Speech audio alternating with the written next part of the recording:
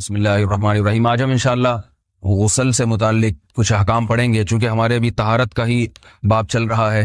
غسل کب فرض ہوتا ہے اور غسل کا طریقہ کیا ہے؟ رسول اللہ صلی اللہ علیہ وسلم نے فرمایا ان اللہ لا یستحی من الحق، اللہ تعالی حق بات کو بیان کرنے سے حیا نہیں کرتے۔ تو غسل کے جو مسائل ہیں ان میں بھی بعض دفعہ کچھ ایسی باتیں آتی ہیں جو بظاہر حیا کے خلاف ہیں، لیکن علم کی ایک بات ہے، سیکھنے اور سکھانے میں حیا اگر کریں گے تو پھر ظاہر ہے ساری زندگی جاہل ہی رہے گا انسان۔ اور غسل کے مسائل سیکھنا اس لیے ضروری ہے کہ غسل جب فرض ہوتا ہے تو جب تک مکمل غسل نہ ہو آپ کی نماز ادا نہیں ہوتی۔ رسول اللہ صلی اللہ علیہ وسلم نے فرمایا الماء من الماء، حدیث ہے کہ غسل فرض ہوتا ہے خواہش نفس کے ساتھ جسم سے منی خارج ہونے سے۔ مرد پہ غسل کب فرض ہوگا؟ جب اس کے جسم سے شہوت کے ساتھ منی خارج ہو۔ منی بالکل سفید رنگ کی چیز ہے، ایک ہوتی ہے مزی۔ شہوت پیدا ہونے سے اگر کسی کے مرد یا عورت کے صرف رطوبت خارج ہونا شروع ہو گئی، اس سے غسل فرض نہیں ہوتا۔ جب تک مکمل شہوت پوری نہیں ہو جاتی اور مادہ منویہ خارج نہیں ہو جاتا، چاہے احتلام کی صورت میں ہو یا کسی بھی طرح سے ہو۔ مردوں کے ساتھ چونکہ یہ بہت زیادہ ہوتا ہے، نائٹ فال کی صورت میں مردوں پر غسل کی یہ صورت بہت زیادہ فرض ہوتی ہے۔ جیسے ہی بلوغت ہوتی ہے تو احتلام شروع ہو جاتا ہے، ہفتے میں 1 دفعہ 2 دفعہ 3 دفعہ، بعض نوجوانوں کو روزانہ بھی 2 دفعہ ہوتا ہے، جبکہ خواتین میں یہ والے غسل کی صورت بہت ہی کم ہوتی ہے کہ ان کو نائٹ فال ہو یا اس طرح سے غسل فرض ہو۔ ہزاروں میں کسی ایک عورت کے ساتھ ایسا ہوتا ہے۔ ایک صورت تو یہ ہے غسل فرض ہونے کی۔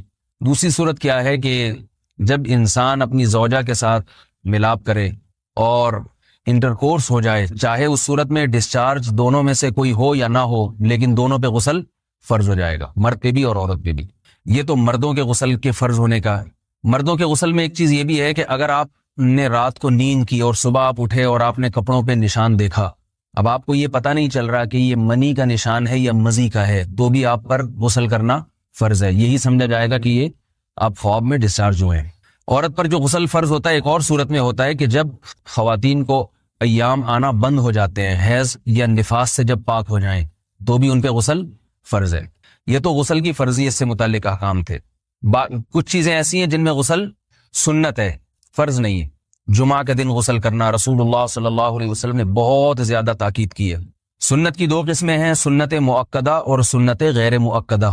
مؤکدہ وہ ہوتی ہیں کہ جن کو چھوڑنے کا اگر کوئی معمول بنا لے تو گناہ کا خطرہ ہے، اور ایسا شخص قابل ملامت ہے، اسے شریعت ملامت کرتی ہے، برا بھلا کہتی ہے۔ تو غسل سنت مؤکدہ ہے، ہفتے میں 1 مرتبہ، چاہے جمعے کے دن ہو یا کسی بھی دن ہو۔ جو مسلمان ہفتے میں 1 دفعہ بھی نہیں نہاتا، وہ کتنا ہی نیٹ کلین ہو، مگر شریعت کی نظر میں وہ قابل ملامت ہے، اسے تانے دینے چاہیے کہ شرم نہیں آتی ہو مسلمان مگر رہتے ہو بھنگیوں اور چماروں کی طرح۔ ملامت تو اسی کو کہتے ہیں نا۔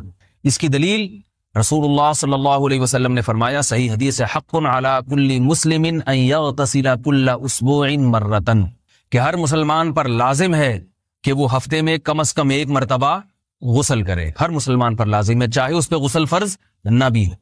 اور کس دن بہتر ہے؟ جمعہ کے دن۔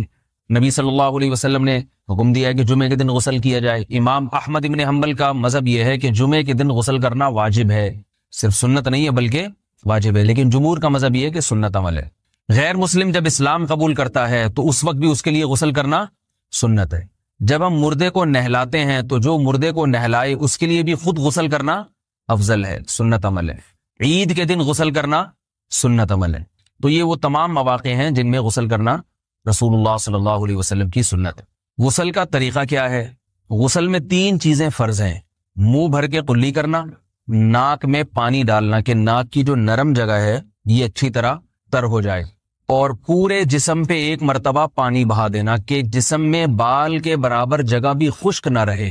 یہ تو ہے فرض، یعنی یہ کام کسی نے کسی بھی طرح سے کر لیا تو غسل ادا ہو جائے گا، چاہے اس کی نیت غسل کی تھی یا نہیں تھی۔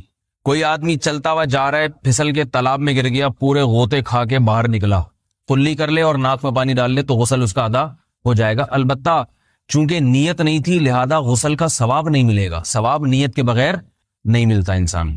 دلائل اس کے الگ موضوع ہے کہ اس کی دلیل کیا ہے کہ بغیر نیت کے بھی غسل ہو جاتا ہے، لیکن میں نے بتایا دلائل کا سیشن نہیں ہے، اس میں پھر بات لمبی ہو جائے گی۔ تو یہ تو ہے فرض، پورے جسم پہ پانی بہانا، کلی اور ناک میں پانی۔ سنت طریقہ کیا ہے؟ رسول اللہ صلی اللہ علیہ وسلم غسل کیسے کرتے تھے؟ سنت طریقہ جس پہ جو اختیار کرنا چاہیے وہ طریقہ یہ ہے کہ جب آپ غسل کے لیے بیٹھیں تو سب سے پہلے وہ جگہ دھوئیں جہاں نجاست اور ناپاکی لگی ہوئی ہے. نائٹ فال ہوا, کسی کو احتلام ہوا, تو جہاں جہاں گندگی لگی ہے پہلے اس جگہ کو دھوئیں. استنجا کریں, شرمگاہ کو دھوئیں اچھی طرح. سمجھ رہے ہیں بات کو؟ اس کے بعد ہاتھ دھوئیں اور مکمل وضو کریں جیسے ہم عام حالات میں وضو کرتے ہیں. مکمل وضو کرنے کے بعد دائیں کندھے پہ پانی ڈالا, لیفٹ سائڈ پہ پانی ڈالا. پہلے زمانے میں تو چلو سے غسل ہوتا تھا, ہاتھ دھو لیے تو اب چلو سے پانی لے کے یہاں ڈالا جا رہا ہے, چلو سے پانی لے کے یہاں ڈالا جا رہا ہے, پورے جسم پہ ملا جا رہا ہے, اور چلو سے پانی لے کے 3 دفعہ سر پہ ڈالا جا رہا ہے. تو آج کل چلو الو تو ہے نہیں, شاور کے نیچے جا کے کھڑے ہو جاتے ہیں. تو اس میں یہ کہ شاور کھولے اس میں کھڑے ہو جائیں, سارے چلو اس میں خود بخود ہی ہو جائیں گے, پورے جسم پہ پانی بہ جائے گا. نبی صلی اللہ علیہ وسلم کے دور میں یہ جدید چیزیں نہیں تھیں, شیمپو اور صابن. تو آپ صلی اللہ علیہ وسلم بیری کے پتوں سے غسل کی ترغیب دیا کرتے تھے. بیری کے پتوں کو اگر پانی میں پکایا جائے تو پانی میں میل کچیل صاف کرنے کی صلاحیت بہت بڑھ جاتی ہے. ہمارے زمانے میں اس تکلف کی ضرورت نہیں ہے, صابن ملتے ہیں اس سے نہایا کریں. بہرحال کہنے کا مقصد یہ آپ لوگوں سے, تو یہ سنت طریقے سے غسل ہو جائے گا آپ کا. سمجھ رہے ہیں بات کو؟ سب سے پہلے استنجا کیا, اس کے بعد وضو کر لیا, اس کے بعد غسل کر لیا.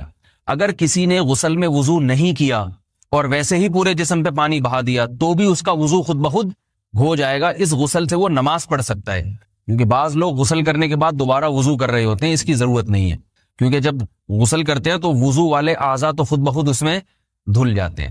یہ ہے غسل کا طریقہ. وضو کیسے ٹوٹتا ہے؟ جن چیزوں سے غسل فرض ہوتا ہے ان چیزوں سے وضو تو بہرحال ٹوٹتا ہی ہے. اس کے علاوہ بھی وضو ٹوٹتا ہے. اس سے پچھلے لیکچر میں نے کچھ تفصیل بتائی تھی کہ نجاست جسم سے کہیں سے بھی خارج ہو جائے یا نجاست نکل کے بہہ پڑے. اگر قضائے حاجت کی جگہوں سے نجاست خارج ہوئی ہے تو نظر بھی آ جائے وضو ٹوٹ جائے گا, اور قضائے حاجت کے علاوہ جگہوں سے اگر نجاست خارج ہوئی ہے, خون وغیرہ ہے جیسے, تو جب تک نکل کے بہے گا نہیں تو اس وقت تک وضو نہیں ٹوٹے گا. سمجھ رہے ہیں بات کو؟ وضو کا طریقہ کیا ہے؟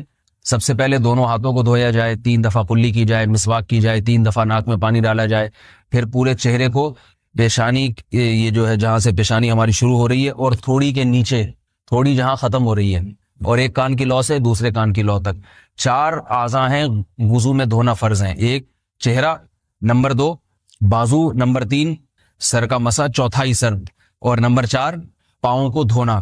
اس کی دلیل قرآن مجید کی مشہور آیت ہے فَاغْسِلُوا وُجُوهَكُمْ وَأَيْدِيَكُمْ إِلَى الْمَرَافِقِ. اللہ فرماتے ہیں ایمان والو جب نماز کا ارادہ ہو تو اپنے چہروں کو اور اپنے ہاتھوں کو دھو, سر کا مسا کرو اور پاؤں کو ٹخنوں سمیت دھو. دھونے کا حکم ہے قرآن مجید میں. البتہ سر کے بارے میں یہ نہیں آئے پورے سر کا مسا کرو, بلکہ آ رہا ہے وَامْسَحُوا بِرُؤُوسِكُمْ. با کا لفظ ہے, با آتی ہے تبعیض کے لیے کہ سر کے بعض حصے کا مسا. اب بعض حصے کا قرآن حدیث میں کہیں تذکرہ نہیں ہے, تو اس میں فقہاء کرام کے اجتہادات ہیں. امام شافعی فرماتے ہیں تھوڑا سا بھی ٹچ کر لیا سر کو ہو جائے گا. امام ابو حنیفہ فرماتے ہیں نہیں, کم از کم 1/4 کا ہونا ضروری ہے. سب کے اپنے اپنے دلائل ہیں, ان دلائل میں نہیں جاتا. فقہ حنفی کو جو فالو کرنے والے ہیں تو ان کو چاہیے کم از کم 1/4 سر کا مسا, یہ فرض ہونے کے لیے ضروری. مگر سنت کیا ہے؟ پورے سر کا مسا. نبی صلی اللہ علیہ وسلم دونوں ہاتھوں کو بھگو کے پورے سر کا مسا کرتے تھے ایسے. سمجھ رہے بات کو؟ اور مسا کے جو یہ ٹیکنیکل طریقے ہیں کہ آپ یوں پہلے انگلی بنائیں, پھر یوں لے کر جائیں, پھر یوں گھما کے لائیں, پھر یوں, یہ ٹیکنیکل طریقے حدیث سے ثابت نہیں. مسا کا طریقہ کیا ہے؟ بھیگا ہوا ہاتھ لے کے ایسے پورے سر کو ہو گیا. پھر حدیث میں یہ بھی ہے کہ یوں لے جاؤ اور یہ بھی ہے کہ 2 واپس بھی لے کر آؤ, دونوں طرح سے ثابت. تو ایسے بھی کر سکتے ہیں کہ یوں لے جائیں, اور ایسے بھی کر سکتے ہیں لے کے جائیں اور پھر واپس بھی لے آئیں, دونوں طریقے جائز ہیں. لیکن کم از کم سنت اتنی ہے کہ پورے سر کا مسا ہونا چاہیے. بعض لوگوں کو شو مارنے کا شوق ہوتا ہے, اگر وہ واپس لائیں تو بال ان کے خراب ہو جاتے ہیں, کہتے ہیں یار یہ پھر مسئلہ خراب ہو جائے گا, تو پھر ایسے لوگ صرف یوں ہی لے جائیں کافی ہے. افضل تو یہ کہ یوں بھی لے جائیں یوں بھی لے جائیں, دونوں طرح سے صحیح ہے, بہرحال دونوں حدیث سے ثابت ہیں. سمجھ رہے بات کو؟ اور یہاں ایک اہم مسئلہ بتا دوں, قرآن مجید نے پاؤں کو دھونے کا حکم دیا ہے, پاؤں پہ مسا کرنے کا حکم نہیں دیا.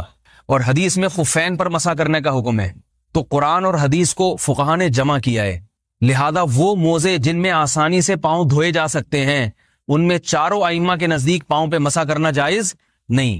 سعودی عرب میں جو بعض سلفی حضرات اور یہاں ہمارے ہاں بھی اہل حدیث حضرات نے عام موزوں پر بھی جو مسا کی ایک روایت ڈال دی ہے, اسلاف میں, تابعین, تبع تابعین میں اور چاروں ائمہ کے مذاہب میں اس کا ثبوت نہیں ملتا. اگر اسلاف میں کوئی قائل بھی ہے تو ایک شاذ قول, اکا دکا قول ملتا ہے, ورنہ یہ ائمہ اربعہ کے مذہب کے خلاف ہے. اور جو احادیث جو نقل ہوتی ہیں صحیح سند کے ساتھ ان کے بھی خلاف اور قرآن کی آیت کے بھی خلاف ہے.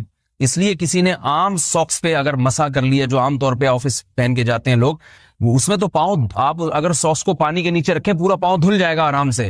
تو وہاں کیا ہو رہا ہے کہ قرآن مجید کے حکم کی مخالفت لازم آ رہی ہے، آپ پاؤں دھو نہیں رہے. تو اس لیے ہم یہ سمجھتے ہیں کہ اس صورت میں نماز ادا نہیں ہوگی. سعودی عرب میں بعض سلفی حضرات نماز پڑھاتے ہیں، وہ ایسے ہی کرتے ہیں کہ عام ساکس پہ مسا کر کے نماز پڑھا لیتے ہیں. تو فتویٰ اسی پر ہے کہ ان کی اگر کسی کو یقین ہے کہ اس نے عام ساکس پہ مسا کر کے نماز پڑھائی ہے تو اس کے پیچھے نماز ادا نہیں ہوگی، کیونکہ قرآن کے مطابق اس کا وضو ہوا ہی نہیں ہے.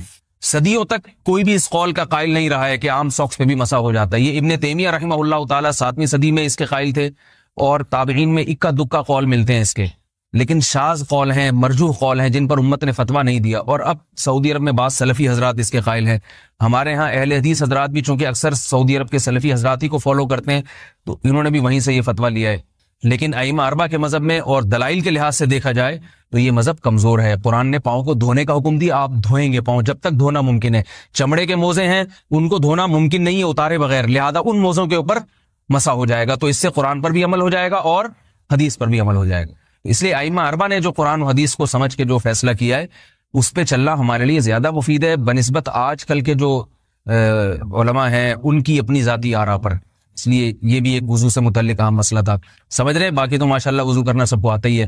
اور وضو کے بعد دعا کیا ہے؟ کلمہ شہادت، اشہد ان لا الہ الا اللہ وحدہ لا شریک لہ اشہد ان محمدا عبدہ ورسولہ اللہم اجعلنی من التوابین واجعلنی من المتطہرین. اے اللہ تو مجھے بار بار توبہ کرنے والوں میں شامل کر دے اور بار بار پاکیزہ رہنے والوں میں شامل کر دے. توبہ اس لیے کہ میں نے ظاہری طہارت تو حاصل کر لی، مجھے روحانی طہارت بھی عطا کر دے. اگر میں نے گناہ کی ہوں تو مجھے ان سے بھی توبہ کی توفیق عطا فرما لے، تاکہ اس لحاظ سے بھی میرا وضو ہو جائے، اس لحاظ سے بھی میں پاک ہو جاؤں. سبحانک اللہم و بحمدک، نشہد ان لا الہ الا انت، نستغفرک و نتوب الیک.